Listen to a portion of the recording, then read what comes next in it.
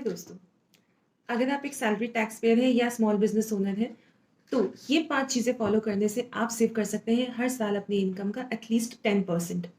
तो आइए बात करते हैं। दोस्तों, गवर्नमेंट ऑफ इंडिया ने रिसेंटली फेसलेस असेसमेंट के बारे में बात की है। यानी कि गवर्नमेंट भी चाहता है कि आपको लॉ की बेसिक नॉलेज होनी चाहिए। जो भी आपके बिजनेस के लिए एप्लीकेबल लॉज और रूल्स एंड रेगुलेशंस है, उसकी बेसिक जानकारी अगर आपको होती है, तो आप बच सकते हैं काफ़ी सारी हेवी पेनल्टीज और फाइन्स। पहला पॉइंट है फाइल योर आईटीआर। आईटीआर यानी इनकम टैक्स रिटर्न। ये वो रिटर्न होती है जिसके थ्रू आप अपने इनकम की जानकारी इनकम टैक्स डिपार्टमेंट को देते हैं, जिसके ऊपर आपको कुछ एक अमाउंट का टैक्स पे करना पड़ता है। और इसकी सारी जानकारी जाती है आईटीआर में। आईटीआर में डिफरेंट फॉर्म्स होते हैं। आप कोशिश करें कि आप अपनी आईटीआर खुद फाइल करें। ट्रस्ट मी दोस्तों, आईटीआर फाइल करना कोई बड़ी बात नहीं है। और गवर्नमेंट ऑफ इंडिया ने इतना यूज़र फ्रेंडली और इतना स्मूथ इंटरफेस बनाया आईटीआर फाइल करने के लिए कि अगर आपको बेसिक कंप्यूटर की नॉलेज है तो आप अपनी आईटीआर बड़ी आसानी से फाइल कर सकते हैं। और आप सेव कर सकते हैं हर साल जो अमाउंट आप आईटीआर फाइल करने में आपको खर्च करना पड़े। सेकेंड पॉइंट है जीएसटी रिटर्न्स। दोस्तों, आप जितने चक्कर अपनी जीएसटी रिटर्न्स फाइल करवाने में लगाते हो, उतना वक्त अगर आप लैपटॉप या पीसी के सामने बैठोगे तो आप अपनी जीएसटी रिटर्न्स खुद ही फाइल कर सकते हो। दोस्तों, 2017 में जीएसटी लागू हुआ था। उससे तब से लेके अब तक काफ़ी सारे जीएसटी रजिस्ट्रेशंस हुए हैं, लेकिन काफ़ी सारे जीएसटी नंबर्स कैंसिल भी हुए हैं और काफ़ी लोगों को पेनल्टी और इंटरेस्ट का भी सामना करना पड़ा है। उसका रीज़न यही है कि उनकी जीएसटी रिटर्न्स टाइम पे नहीं लगी थी। चाहे गलती किसकी भी हो, सफ़र हमेशा एसएससी को ही करना पड़ेगा। तो आप अपनी जीएसटी रिटर्न खुद लगाइए और एक अच्छा अमाउंट हर महीने आप सेव कर। थर्ड पॉइंट है ट्रैक योर एक्सपेंसेस।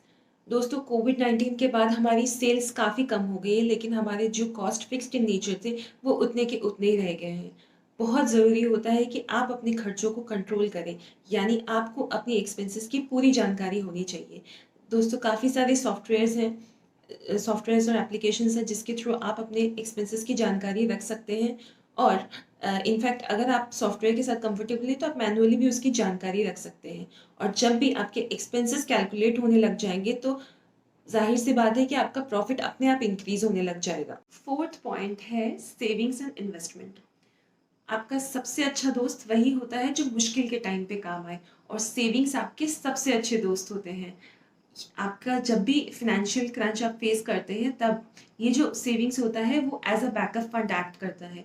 तो हर महीने डजेंट मैटर आपकी सैलरी या इनकम कितनी भी हो, अपनी इनकम का एक हिस्सा ज़रूर सेव करें। कोशिश करें कि इनकम से पहले सेविंग्स का हिस्सा निकाल दें। उसके बाद जो अमाउंट बचता है उसके साथ अपने एक्सपेंसेस को प्लान करें। और जो सेविंग्स का पार्ट है उसको आप कहीं इन्वेस्ट भी कर सकते हैं। आप लिक्विड ऑप्शंस चूज कर सकते हैं, जिसमें क्या होता है कि आप बहुत जल्दी किसी भी वक्त पे अपना पैसा उठा सकते हैं, जिसका लॉक इन पीरियड भी बहुत कम होता है या ना के बराबर होता है। और जो लेस लिक्विड फंड्स है उसमें अगर आप इन्वेस्ट करते हैं तो उसमें एक लॉक इन पीरियड होता है और उसका रेट ऑफ इंटरेस्ट थोड़ा हाई होता है, यानी कि रेट ऑफ रिटर्न थोड़ा हाई होता है। तो उसमें भी आप फिफ्थ पॉइंट है खुदा ना खास्ता पॉइंट, यानी कि इंश्योरेंस। खुदा न खास्ता कि आपके स्टॉक को, आपके घर को, आपके शॉप को, आपके एस्टेब्लिशमेंट को कुछ हो जाता है, तो उस टाइम आपको बहुत बड़ी फाइनेंशियल क्राइसिस फेस करनी पड़ती है। इस टाइम पे काम आता है आपका इंश्योरेंस। आपका कितना भी छोटा बिजनेस क्यों ना हो, आप अपने घर की, गोडाउन की या आपके शॉप की और आपके स्टॉक की इंश्योरेंस ज़रूर कराएं। इससे शायद आपको अपने इनकम का एक हिस्सा सैक्रिफाइस करना पड़ सकता है पीरियोडिकली, यानी कि क्वार्टरली या फिर ईयरली। लेकिन जो आपको इसके रिटर्न्स मिलते हैं वो आपके कंटिजेंसी के टाइम पे या क्राइसिस के टाइम पे बहुत काम आते हैं, और आपको अचानक से एक फाइनेंशियल डिजास्टर नहीं फेस करना पड़ता है।